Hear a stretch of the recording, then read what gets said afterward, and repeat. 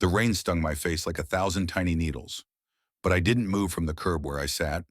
My backpack soaked through, my sneakers squelching in the mud. I was 10 years old, and my own mother had just locked the door behind me. Her eyes red, but her voice firm. You can't stay here anymore. Ethan, somewhere inside, my stepdad, Carl, and his two kids were probably laughing, their victory complete. It wasn't always like this. Before Carl, Mom and I were a team. We'd make pancakes on Sundays, her laughter filling our tiny kitchen as she flicked batter at me. But then Carl came, with his loud voice and his kids, Mia and Jake, who looked at me like I was a stray dog they didn't want to feed. They moved into our house, and suddenly I was the outsider. My toys disappeared. My room became Jake's, and Mom's smiles faded under Carl's shadow. You're too loud, Mia would sneer when I laughed. You're too messy, Jake would add, kicking my books under the couch. Carl never said much, just gave me that cold stare, like I was a problem he needed to solve. Mom tried to defend me at first, but Carl's words were heavy, and she bent under them. We need to keep the peace, she'd whisper, avoiding my eyes. The night it all broke was a Tuesday. Carl slammed his fist on the dinner table because I'd spilled milk. This kid's a disaster, he roared. Mia smirked. Jake snickered. Mom just stared at her plate. Later, in the dark of my corner in the living room, because Jake had my bed, I heard them talking. He's gotta go, Carl said. My kids come first. Mom's voice was soft, shaky. But he's my son. Carl's reply was ice. Then choose. She chose. The next morning, she packed my bag some clothes, a toothbrush, my favorite book about stars, and led me to the door. You'll stay with Grandma for a while, she said, but her voice cracked. Grandma lived 2 towns over, and no one had called her. I knew what this was. They were done with me. So there I was, 10 years old, sitting on the curb in the rain, my whole life in a soggy backpack.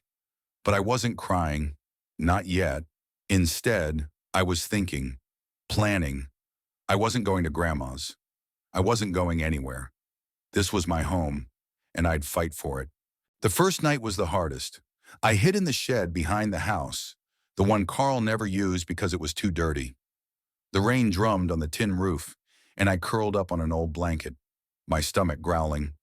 I kept my book close, tracing the constellations with my finger, pretending I was out there among the stars, far from this mess. But every creak of the house made my heart race. What if they found me? What if Mom changed her mind? Days turned into a week. I learned to move like a ghost.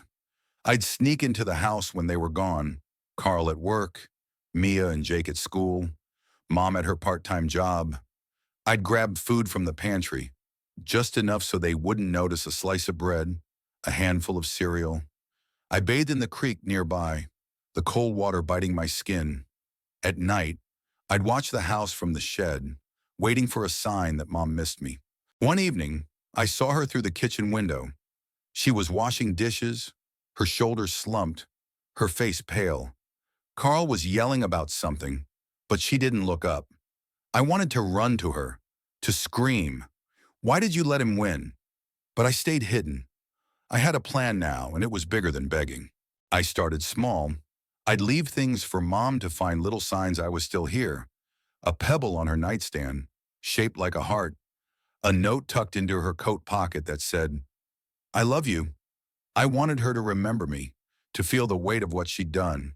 But I also watched Carl and his kids, learning their weaknesses. Mia was vain, she cried when her favorite shirt got a stain. Jake was lazy, he'd leave his homework half done.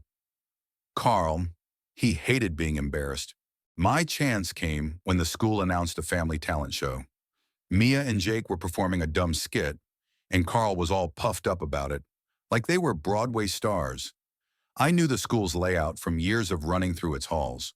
I also knew the talent show was live-streamed on the community website. Perfect. The night of the show, I slipped into the school's tech booth. No one noticed a kid in a hoodie carrying a USB drive. I'd spent days in the library teaching myself how to edit video clips using their old computers. I'd made something special a montage of Mia and Jake's worst moments, recorded on my cheap phone from outside their windows. Mia yelling at Jake for stealing her snacks, Jake cheating on a test and bragging about it, Carl shouting at Mom, calling her useless. I looped it with text, "This is who they really are." When the skit started, I swapped the live stream feed. The audience gasped as the screen showed Mia's tantrum, Jake's lies, Carl's cruelty. Whispers spread through the crowd. Carl's face turned purple. Mia burst into tears. Jake tried to laugh it off, but no one was laughing with him. Mom's eyes were wide, her hands trembling. I didn't feel triumph, just a hollow ache. I slipped out before anyone could catch me. Back in the shed, I waited. Hours later, Mom found me. She pushed open the door, her face streaked with tears. "Ethan," she whispered, "why didn't you tell me?" I wanted to yell, to ask why she hadn't seen it herself.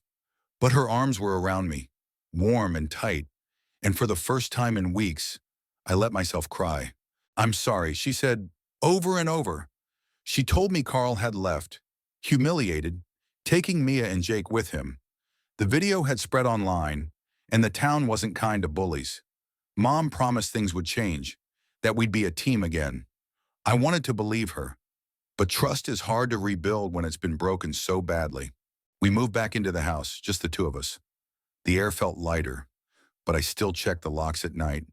Mom tried to make pancakes again, but the kitchen felt different, like a memory we couldn't quite recapture. I kept my book about stars close, a reminder that there was a bigger world out there, one I'd find someday. This story isn't just mine. It's about choices about who we protect and who we let go. Was I wrong to expose Carl and his kids like that? Was Mom wrong to choose them over me? I don't have the answers. I'm just a kid who wanted his home back. What do you think, who was right and who was wrong? Share your thoughts, because maybe together we can figure it out. Nestor and 1-to-1 on.